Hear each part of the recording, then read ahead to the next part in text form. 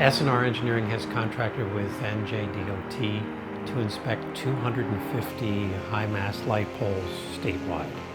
Stop. I am a bridge inspector. I also do sign structure inspections and high-mast light pole inspections. 53 feet altitude, 53% battery. What I am doing with S&R is inspecting these, they call them HMLPs, high-mast light poles, for potentially dangerous flaws.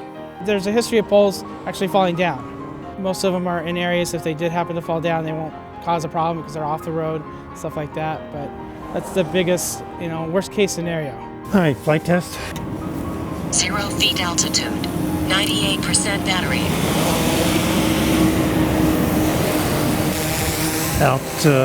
Battery's good, GPS is good. Gonna slide in a little bit, slide up a little 10 bit. 10 feet altitude. Access to these poles is not easy. A machete is part of our kit. They try to place them far enough off the highway that they're not a risk to drivers. And this sometimes means that they're down in gullies, back in the woods. They're hard to get to. A lot easier for us than for a big truck. So 17 years ago, they inspected these with huge bucket trucks, which, the logistics with that, you have to have, more manpower on site. You have to do lane closures. The drones have made it easier to do these inspections because we don't need to get a large chassis truck off the highway close to the base of the pole so that the bucket can be raised and lowered. 124 feet altitude. How's that grab you? Basically, the most thing we're looking for with the drone is we're looking for cracks that form because of material issues. So we're just basically, that's the biggest thing, or anything else that jumps out. The biggest thing we would look for is cracks. So we're just spot checking the pictures so that if we need to reshoot them before we go to the next intersection, we can. Look good? Yeah, they look good. Yeah, I thought so. Yeah, we're done at this intersection. Working with S&R Engineering on this has been a very good experience. Bill Mitchell, the project manager, goes out often days in advance, reconnoiters, puts together a plan, maps out the procedure, knows exactly what he needs to do in order to get as many poles done safely as he can. So it's been a very good experience working with him.